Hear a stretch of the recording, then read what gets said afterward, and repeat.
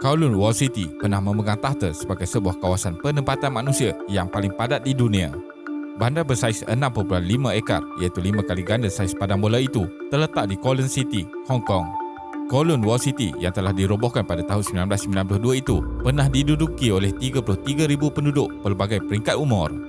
Pada kemuncaknya, dianggarkan 50,000 orang menduduki bandar kecil itu. Tempat itu menjadi terkenal kerana reka bentuk rumahnya yang unik bersusun tinggi antara satu sama lain kerana tanah yang terhad. Selain itu, ia juga menjadi sarang bagi aktiviti jenayah memandangkan tiada undang-undang di bandar itu. Jadi, dalam video kali ini, kita akan melihat bagaimana Kowloon Wall City boleh menjadi bandar yang paling padat di dunia. Teruskan menonton. Nama Wall City diberi kerana tanah ini dikelilingi oleh dinding yang sangat kukuh ketika menjadi kubu ketenteraan bagi mengawasi British di China. Ia pada asalnya adalah kubu kecil yang dibina semasa dinasti Song yang kemudiannya tidak disentuh selama ratusan tahun. Bermula sebagai kubu tentera China, ia kemudiannya menjadi sebuah wilayah selepas New Territories dipajak oleh China kepada Britain pada tahun 1989. Kowloon Wall City merupakan satu petak tanah milik Britain yang dikelilingi oleh tanah China ketika itu. Bermula dengan tanah kosong, ia kemudiannya mula menjadi kawasan penempatan. Namun, penempatan ini semakin padat dan berkembang dengan drastik semasa penawanan Hong Kong oleh Jepun ketika Perang Dunia Kedua. Selepas Jepun menyerah kalah, penempatan ini kemudiannya bertukar menjadi kawasan setinggan. Bandar paling padat. Penempatan ini terdiri daripada lebih 300 buah bangunan tinggi yang bersambung antara satu sama lain menempatkan 8,500 premis, 10,700 isi rumah dan lebih daripada 33,000 penduduk.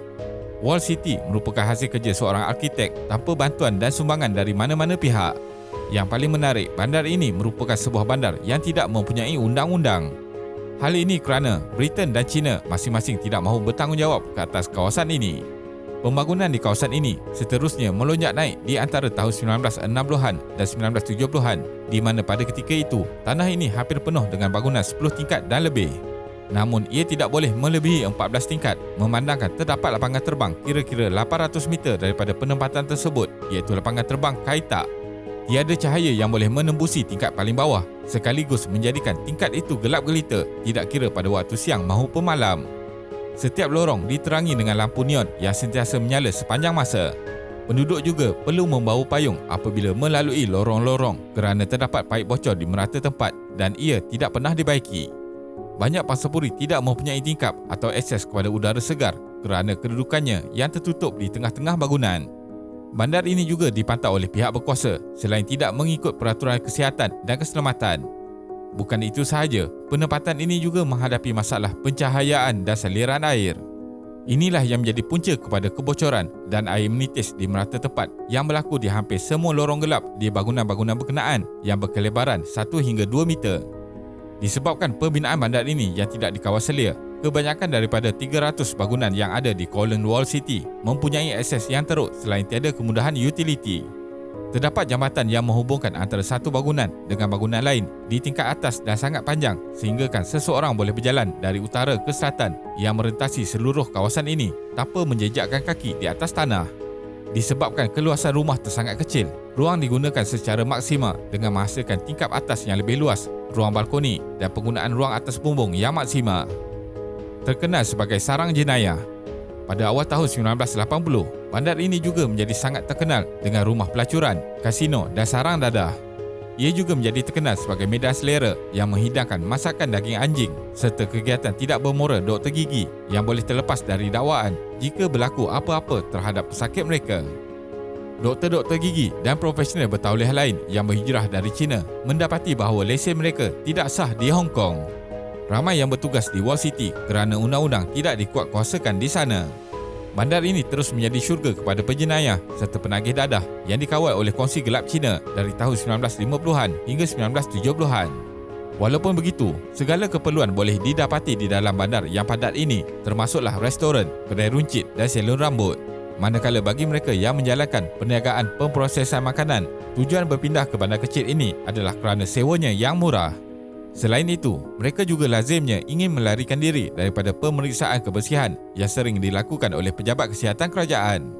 Sungguh menyedihkan keadaan hidup di bandar ini sehinggakan pihak berkuasa Hong Kong mula campur tangan dengan menyediakan kemudahan asas termasuk air dan elektrik ke bandar kecil itu. pada tahun 1973 hingga 1974, pihak polis telah melakukan lebih dari 3,500 serbuan yang mengakibatkan 2,500 tangkapan dan pihak polis juga telah menyita anggaran 1,800 kilogram dadah. Bancian penduduk. Bancian rasmi menganggarkan populasi penempatan ini adalah sekitar 10,000 orang pada tahun 1971. 10 tahun kemudian, iaitu pada tahun 1981, jumlah penduduk di bandar ini meningkat lebih kepada 15,000 orang. Manakala berdasarkan kaji selidik yang dijalankan oleh kerajaan pada tahun 1987, seramai 33,000 orang didapati tinggal di penempatan ini. Bukan itu sahaja, terdapat juga laporan yang menganggarkan penduduk di kawasan itu sebanyak 50,000 orang. Penduduknya hidup gembira. Walaupun bandar ini padat dan menjadi sarang jenayah serta kongsi gelap, namun penduduknya dikatakan menjalani kehidupan yang aman dengan kanak-kanak bermain di atas bumbung bangunan.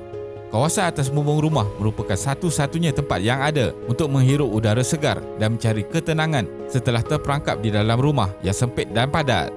Apabila ditanya, bekas penduduk di Kowloon Wall City rata-ratanya menjawab bahawa mereka paling merindukan persahabatan yang wujud ketika menetap di situ. Antara usaha yang dijalankan oleh penduduk di kawasan itu secara kerjasama ialah menambah baik keadaan bandar dengan mewujudkan sistem air untuk kegunaan bersama. Wall City dirobohkan. Setelah beberapa ketika, kerajaan Britain dan China mula mendapati bahawa penempatan ini menjadi semakin tidak terurus dan tiada pihak yang mampu menanggung kepadatan bandar tersebut. Akhirnya, keputusan telah dibuat selepas beberapa perbincangan untuk merobohkan penempatan ini. Ramai penduduk membantah dan menentang cadangan ini dengan menjelaskan bahawa mereka gembira tinggal sebegitu. Malangnya, bantahan itu tidak dihiraukan oleh pihak kerajaan. Sebagai ganjaran, kerajaan Hong Kong diberikan pampasan sebanyak berbilion dolar dan proses pemindahan bermula pada tahun 1991. Selepas proses pengusiran penduduk yang sangat sukar tamat, proses merobohkan pula bermula pada Mac 1993 dan tamat pada April 1994. Kini, tapak penempatan terpadat di dunia suatu ketika dahulu menjadi sebuah taman yang diberi nama Kowloon Wall City Park. Sebahagian daripada peninggalan yang tinggal dijadikan warisan budaya di taman itu, seperti beberapa artifak dari Wall City, seperti tinggalan pintu gerbang selatan yang berfungsi sebagai pintu masuk utama ke bandar tersebut. Terdapat juga pejabat pentadbiran lama yang bermula sejak dinasti Qing dan kemudiannya digunakan untuk menempatkan warga emas. Taman ini juga mempunyai muzium sebagai penghormatan kepada Wall City. Kesimpulannya, kewujudan bandar kecil yang mempunyai penduduk yang sangat padat ini kekal sebagai sejarah walaupun ia telah dirobohkan. Walaupun kebanyakan pihak luar melihat kewujudan bandar itu sebagai satu masalah sosial, namun berbeza bagi penduduk yang hidup di penempatan itu. Walaupun tinggal di bandar sempit dan padat, mereka sangat menghargai semangat kejiranan yang menyebabkan kenangan tinggal di penempatan itu sebagai satu kenangan yang tidak dapat dilupakan oleh para penghuni. Peristiwa ini juga memberikan pendedahan betapa pentingnya proses perancangan bandar yang teratur supaya tidak berlaku seperti masalah yang telah dihadapi oleh penduduk di Kowloon Wall City.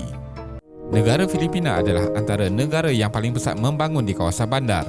Di ibu kota negara itu iaitu Manila, wujud banyak kawasan yang sangat daif seperti setinggan atau slum iaitu penempatan paling usang di sekitar bandaraya. Dianggarkan 35% dari populasi bandar Manila tinggal dalam keadaan miskin di kawasan sesak dan kotor ini. Manakala 11% penduduk miskin di kawasan kota Manila tinggal dalam keadaan tidak selamat di tepi landasan kereta api, di bawah jambatan dan tempat buangan sampah. Mereka adalah keluarga termiskin di bandar yang mempunyai pendapatan jauh tertinggal di bawah garis kemiskinan. Mengikut Bank Dunia, keadaan tempat tinggal setinggan ini adalah lebih teruk daripada kawasan termiskin di luar bandar. Kajian juga mendapati penyakit berjangkit lebih banyak berlaku pada golongan ini, tidak mengira peringkat umur. Mereka yang tinggal di kawasan ini hidup dalam keadaan paling teruk untuk digambarkan dengan ketiadaan bekalan air bersih, kawasan kotor berbau, pencemaran udara yang teruk. Dan ini semua menjejaskan keadaan kesihatan terutamanya golongan kanak-kanak yang terpaksa hidup tanpa jaminan masa hadapan. Jadi, dalam video kali ini, kita akan melihat kenapa terdapat banyak kawasan yang dikenali sebagai Manila Slum ini di Filipina. Teruskan menonton. Proses urbanisasi. Tahun 2007 merupakan permulaan sejarah peradaban manusia bagi urbanisasi di mana mulai tahun ini, ramai manusia mula memilih untuk tinggal di kawasan bandar berbanding luar bandar. Kawasan bandar di seluruh dunia sudah menjadi padat di mana 50% manusia menduduki kawasan seluas hanya 3% dan dijangka meningkat ke angka 70% pada tahun 2050. Kurun ke-21 ini digelar sebagai Century of the City dengan benua Asia adalah paling cepat mengalami proses urbanisasi yang telah berlaku sejak kurun ke-20 lagi. Faktor utama adalah kerana lebih banyak peluang pekerjaan yang tersedia di bandar, di mana banyak pelaburan kerajaan atau dari luar negara digunakan untuk kerancakan ekonomi di bandar-bandar utama. Ini menyebabkan pembangunan infrastruktur, polisi peringkat nasional dan pelbagai kemudahan lain tertumpu kepada kawasan bandar.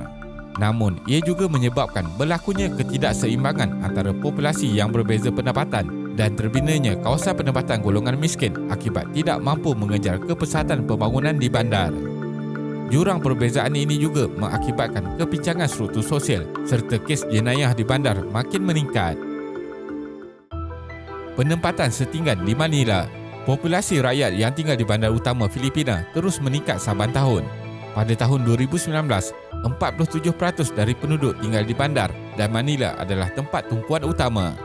Kawasan setinggan ini dibina secara tetap atau sementara. Tempat tinggal golongan paling miskin di kota Manila ini adalah sangat sesak dan kotor dan terdapat kira-kira lebih 500 komuniti perumahan setinggan atau slum di seluruh Manila. Sejak tahun 2011 hingga 2015, peningkatan populasi bandar adalah melebihi 2%. Akan tetapi mulai tahun 2016 hingga 2019, ianya mulai menurun kepada sekitar 1.9% disebabkan saranan pemimpin dalam kempen kembali ke wilayah masing-masing, back to province. Pada tahun 2018, populasi yang tinggal di kawasan setinggan ini ialah 43% dan peratusan ini telah kekal sekitar 40% sejak dari tahun 2005 lagi. Kenapa Manila Slum terjadi? Penduduk datang dari segenap pelosok negara dengan harapan dapat mencari kehidupan yang lebih baik di bandar. Namun semakin padat kawasan bandar, semakin tinggi persaingan di antara penduduk. Kebanyakan keluarga membina rumah satu bilik dari barangan terpakai dengan kedudukan terhimpit antara satu sama lain. Secara purata, 3/4 isi rumah di kawasan penempatan ini mendiami kawasan tersebut lebih dari 5 tahun. Purata umur mereka mula tinggal di sini ialah sekitar 19.2 tahun dan ramai yang tetap mendiami kawasan tersebut setelah berumur 40 tahun. Separuh dari mereka mempunyai pekerjaan dalam sektor formal seperti pekerja pembersihan yang mempunyai gaji tetap, manakala bagi bekerja dalam sektor tidak formal adalah seperti menjadi pembantu domestik, penjaja, buruh binaan dan kilang pembuatan. Kawasan setinggan terbesar di Manila, Tondo Slum. Setinggan Tondo atau Manila Tondo Slum adalah kawasan setinggan paling teruk, terbesar dan paling lama sejak pendudukan oleh penjajah Sepanyol lagi. Ianya terletak dalam kawasan pembuangan sampah dengan kanak-kanak mencari sisa makanan sebelum membersihkannya dan memasaknya kembali untuk dimakan. Situasi kehidupan di sini sangat di luar perspektif normal dan didiami oleh pelbagai peringkat umur. Terdapat kira-kira lebih 100,000 penduduk tinggal di kawasan ini dan mencari sampah yang dibuang untuk dijual dan dikita semula. Penduduk membuat semua jenis pekerjaan walaupun hanya boleh memberi sedikit pulangan, namun dilihat tetap berusaha keras. Kanak-kanak di sini menghadapi masalah malnutrisi dengan pelbagai komplikasi kesihatan dan kehidupan mereka ini sudah sebati dengan bau busuk sampah sarap. Tidak jauh dari kawasan ini juga, pembangunan rancak dijalankan dengan binaan bangunan pencakar langit, namun kawasan setinggan seperti ini terus tidak dipedulikan.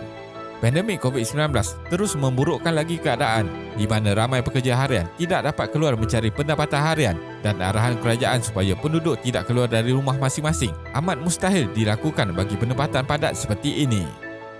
Masalah kemiskinan di Manila.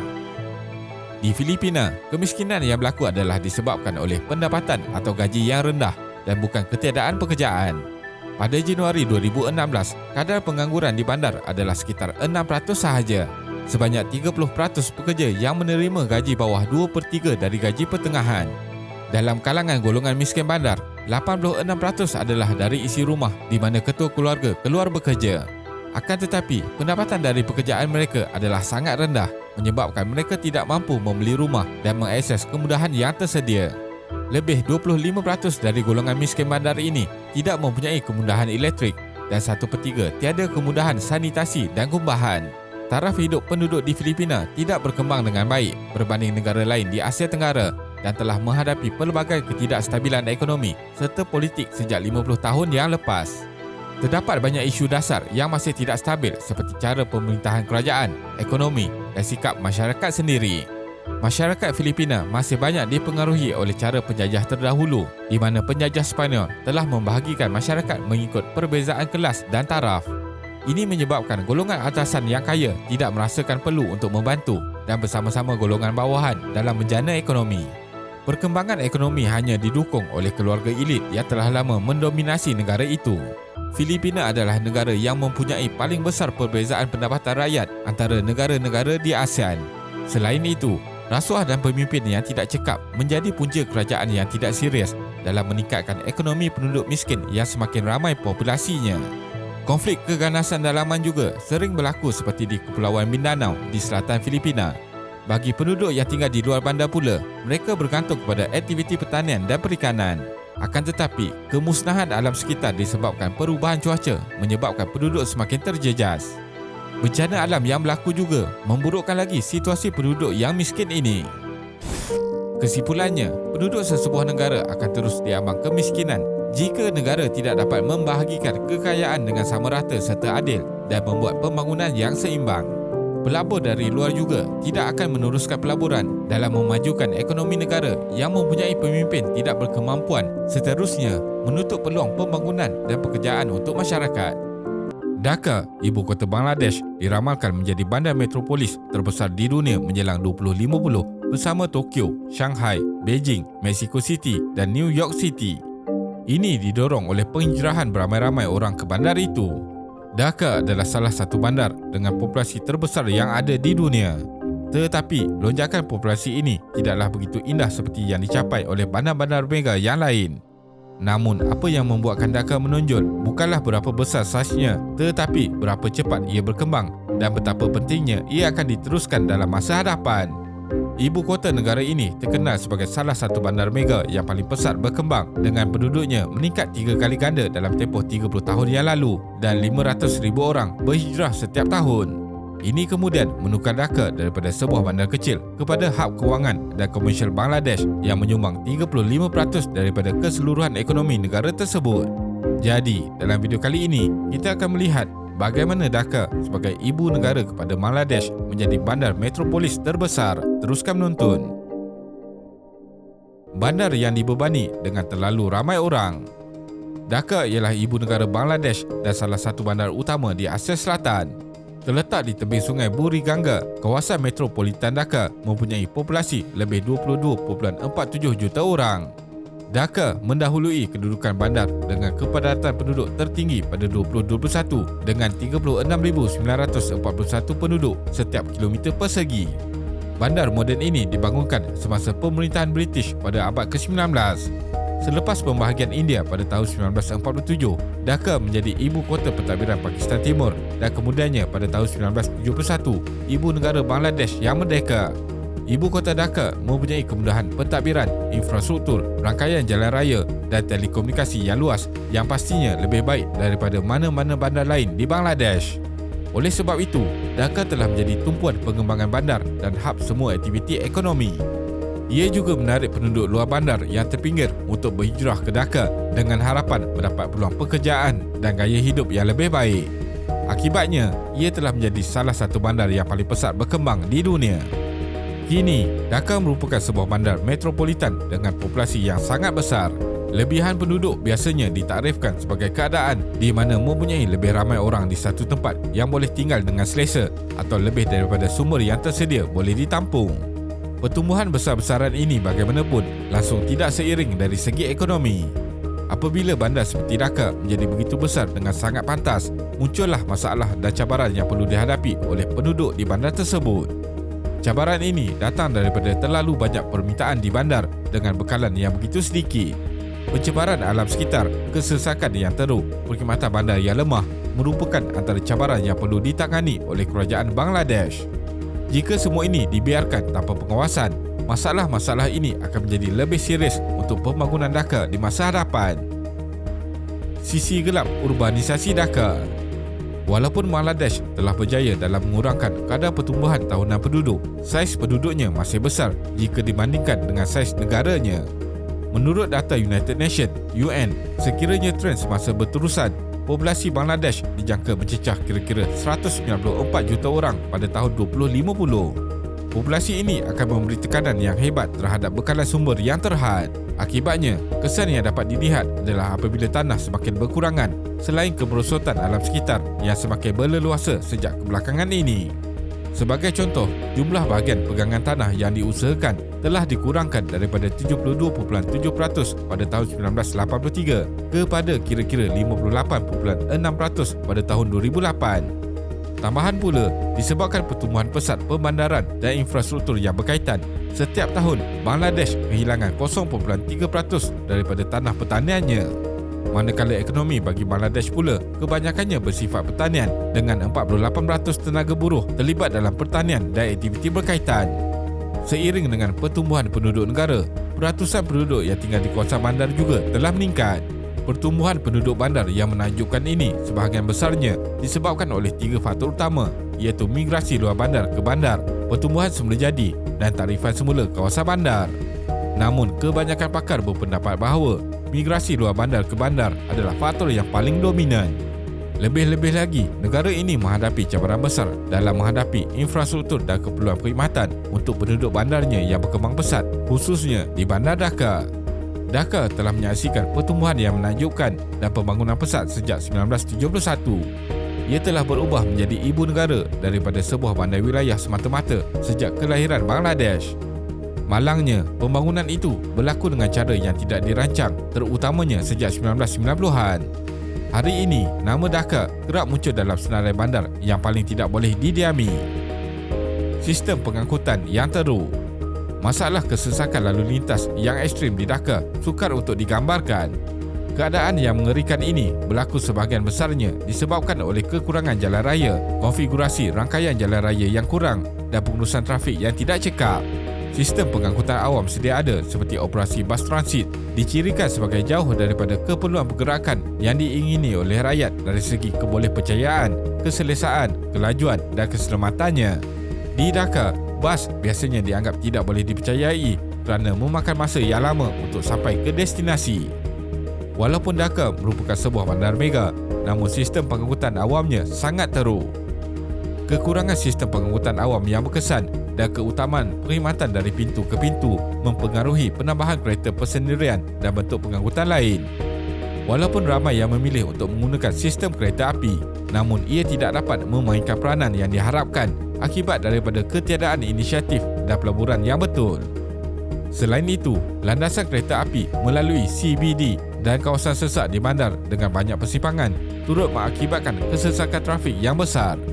Semua faktor ini telah mewujudkan keadaan di mana kereta dan motosikal semakin menjadi keperluan bagi golongan pertengahan di Dhaka.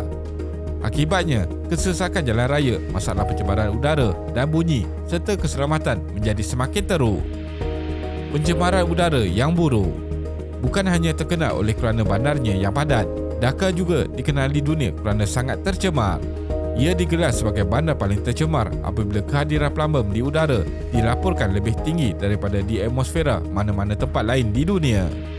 Pencemaran daripada trafik telah dikenal pasti sebagai faktor penting. Penyebab utama pencemaran udara ialah jumlah kenderaan yang terlampau banyak, bahan api yang tidak tulen, penggunaan tanah yang tidak cekap selain pengurusan trafik yang lemah. Usaha kerajaan Bangladesh. Penyelesaian terbesar yang telah dilakukan oleh kerajaan Bangladesh ialah pembinaan infrastruktur.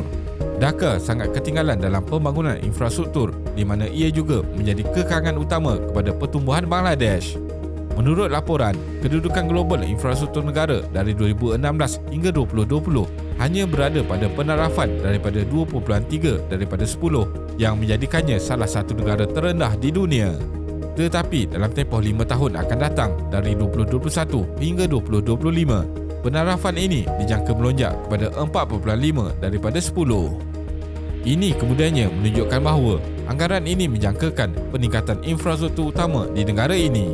Infrastruktur ini akan mendorong Bandar Dhaka untuk menjadi bandar bertaraf dunia di mana akan menjadi tempat yang penuh dengan inovasi dan teknologi futuristik.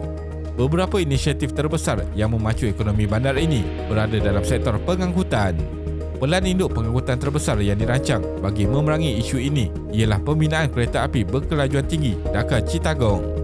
projek sepanjang 227 km yang dijangka menjadi salah satu rancangan terbesar negara di mana pernah dalam sejarahnya boleh membawa sekurang-kurangnya 50,000 penumpang setiap hari dan dijangka selesai pada 2030. Kos projek ini berjumlah 11.4 bilion US dollar. Selain itu, usaha meluaskan lapangan terbang antarabangsanya juga merupakan antara usaha yang diambil oleh kerajaan Bangladesh. Lapangan terbang antarabangsa Hazrat Shah Jalal akan membina terminal ketiga yang menelan belanja 2.5 bilion US dollar. Kos ini akan membantu meningkatkan kadar kapasiti pengendalian penumpang lapangan terbang kepada lebih 20 juta setiap tahun daripada hanya 8 juta, sekaligus menjadikannya salah satu daripada beberapa inisiatif besar untuk membantu mengurangkan kesesakan yang dihadapi di bandar itu. Apabila ekonomi berkembang lebih jauh, kelas pertengahan bandar turut berkembang dan permintaan untuk penerbangan menjadi norma baru bagi rakyat. Rancangan infrastruktur ini akan menjadi tulang belakang kepada pertumbuhan pesat di negara ini. Kesimpulannya, Dhaka mungkin merupakan salah satu daripada bandar mega di dunia yang tanpa sebarang reka bentuk atau garis panduan yang dirancang dengan betul untuk pengembangan sistem transit massa. Menurut beberapa unjuran, kira-kira 24 juta dan 35 juta orang akan menetap di Dhaka masing-masing menjelang 2030 dan 2050. Oleh itu, jika Dhaka mahu bertahan dalam cabaran besar yang dipanggil pembangunan dan perbandaran, ia mesti mempunyai rancangan yang betul, bukan sahaja untuk menyediakan garis panduan di atas kertas, tetapi juga untuk pelaksanaan dalam realiti. Sumber air Ganga yang berasal dari atas pergunungan Himalaya yang tinggi adalah salah satu sebab kenapa Sungai Ganga ini dilihat sebagai suatu tempat yang sangat suci bagi penganut Hindu. Mengikut salah satu cerita legenda Hindu, galaksi Bima Sakti, Milky Way berubah menjadi unsur bumi di sungai ini untuk membasuh semua dosa manusia. Sungai Ganga ini menyalurkan air dari sumber glacier yang jernih di mana tidak disentuh manusia. Oleh itu, airnya adalah sangat bersih. Kemudian air ini mengalir ke kawasan bandar yang padat dengan pembangunan seperti perumahan, hospital, kilang dan ladang yang seterusnya mencemarkan air sungai tersebut. Kini, Sungai Ganga ini dianggap sebagai satu dari sungai paling kotor di dunia. Ia tercemar dengan hasil pembuangan manusia, kumbahan, pestisid, bahan kimia dan logam industri, dan sudah tentu juga abu dari pembakaran mayat manusia. Menurut seorang profesor di Indian Institute of Technology, Sheikh Ziauddin Ahmad, tahap kandungan bakteria di dalam Sungai Ganga juga sangat tinggi dan membimbangkan kerana dapat memberi kesan kepada kesihatan manusia. Sungai Ganga ini menjadi tempat pembiakan bakteria berbahaya, termasuklah bakteria yang resisten pada antibiotik. Masalah penyebaran bakteria jenis resisten terhadap ubatan antibiotik ini juga adalah masalah besar dalam bidang kesihatan dunia. Jadi, video kali ini kita akan melihat bagaimana Sungai Ganga yang suci menjadi kotor. Teruskan menonton. Geografi Sungai Ganga. Sungai Ganga atau Ganges sepanjang sekitar 2,510 km terletak di kawasan utara negara India dan airnya mengalir dari pergunungan Himalaya di Gomukh sedikit ke arah selatan dan seterusnya ke arah timur dan akhirnya berakhir ke dalam Teluk Bengal. Arus air sungai ini mengalir ke kawasan yang sangat padat dan subur, meliputi 1/4 dari keluasan seluruh negara India dan membekalkan sumber air kepada jutaan penduduk. Glacier Gangotri dianggap sangat suci, terletak di kaki pergunungan Himalaya di utara India, menjadi punca utama air Sungai Ganga ini. Isi padu air sungai ini meningkat pada musim hujan pada bulan Julai hingga September. Pada bulan April hingga Jun, ais dari glacier di pegunungan Himalaya akan cair dan meningkatkan arus sungai. Dan di waktu musim sejuk pula, aliran sungai akan berkurangan. Kepentingan Sungai Ganga. Sungai Ganga ini sebenarnya telah menjadi simbol kepada budaya dan peradaban di India yang sangat dekat di hati rakyat. Sungai Ganga yang suci bagi penganut agama Hindu ini juga amat penting untuk tujuan perikanan, perairan, penanaman dan aktiviti harian penduduk. Ia membekalkan air sekitar 40% kepada penduduk di India. Penganut agama Hindu akan mandi dan membersihkan diri di dalam sungai suci ini bagi menghapuskan dosa dan untuk spiritual. Aktiviti mandi di tangga tebing Sungai Ganges yang dikenali sebagai Ganga Ghats sangat popular dan menjadi tarikan pelancong. Terdapat kira-kira 100 Ganga Ghats di lokasi berlainan sepanjang Sungai Ganga ini. Selain itu, Sungai Ganga ini dianggap sebagai satu medium untuk perjalanan penganut Hindu ke syurga selepas kematian. Terdapat satu bandar tua di Sungai Ganga dikenali sebagai Varanasi dan menjadi salah satu tempat suci yang diziarahi penganut Hindu seluruh dunia setiap tahun. Tempat ini juga dijadikan tempat membakar mayat dan para penganut Hindu percaya setelah abu mayat yang dibuang ke dalam sungai ini, mereka tidak akan lagi dilahirkan semula, akan tetapi mencapai tahap tertinggi seterusnya. Mereka yang tidak mampu untuk menguruskan upacara pembakaran mayat akan membuang mayat ahli keluarga ke dalam sungai. Masalah pencemaran di Sungai Ganga. Sungai yang menjadi jantung India ini dicemari dengan pelbagai bentuk kotoran dari sisa manusia dan perindustrian.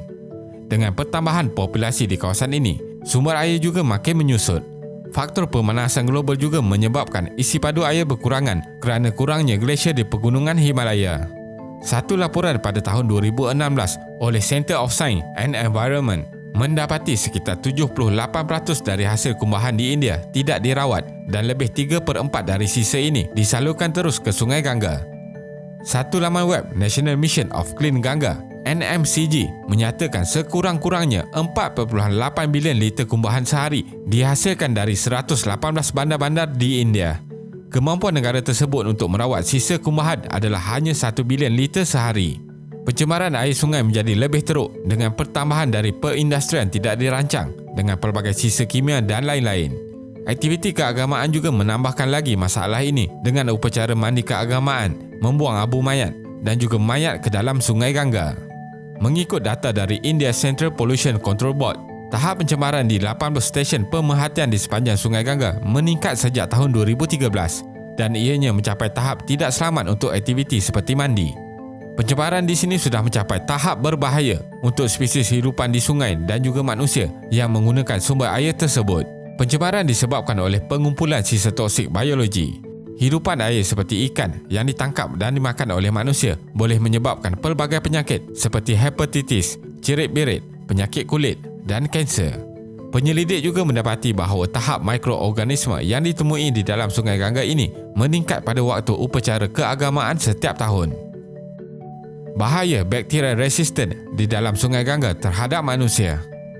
Jangkitan penyakit disebabkan bakteria yang resisten terhadap ubatan antibiotik ini lebih sukar dirawat dan memerlukan kos lebih mahal dengan tempoh rawatan lebih panjang.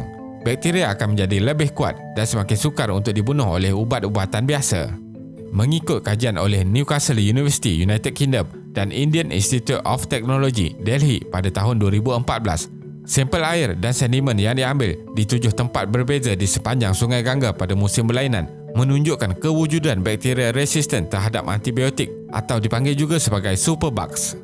Tambahan lagi, ianya meningkat sekitar 60 kali ganda lebih banyak pada waktu musim upacara keagamaan pada bulan Mei dan Jun. Laporan dari Union Department of Biotechnology dan UK Research Council juga menyatakan negara India mempunyai kadar antibiotik resisten pada bakteria yang tinggi di mana memberi kesan kepada pelbagai jangkitan berbahaya. Keadaan ini amat tidak selamat kepada komuniti kerana memerlukan ubat antibiotik yang paling kuat untuk membunuh spesies bakteria resisten ini. Spesies bakteria ini juga sepatutnya tidak wujud di kawasan komuniti biasa dan kebiasaannya hanya ditemui di hospital di mana ubat antibiotik digunakan dengan banyak. Oleh itu, situasi ini sangat membimbangkan kerana jangkitan akan mudah berlaku kerana kepadatan penduduk yang menggunakan sumber air yang sama dari Sungai Ganga ini. Kesimpulannya, populasi di sepanjang Sungai Ganga akan sentiasa terdedah kepada pelbagai faktor pencemaran dari manusia atau industri. Kerajaan India sudah bertindak untuk mengawal pencemaran di Sungai Ganga ini dengan misi National Mission for Clean Ganga (NMCG). Tugas ini sangat berat dan memerlukan kos yang besar, namun ia harus dijalankan memandangkan keadaan pencemaran yang semakin teruk di Sungai Ganga ini. Selain itu, beberapa projek telah dilancarkan oleh misi ini di mana akan membantu menghentikan sepenuhnya aliran sampah yang tidak dirawat ke Sungai Ganga. Tetapi apa yang lebih penting adalah kesedaran orang ramai yang akan banyak menyumbang untuk menjadikan sungai ini menjadi bersih. Walaupun dengan semua pelaburan dan usaha ini boleh dilakukan dengan berjaya, menjaga kebersihan selepas ini akan menjadi antara cabaran besar kepada India. Terima kasih kerana menonton dan jangan lupa subscribe. Jumpa lagi.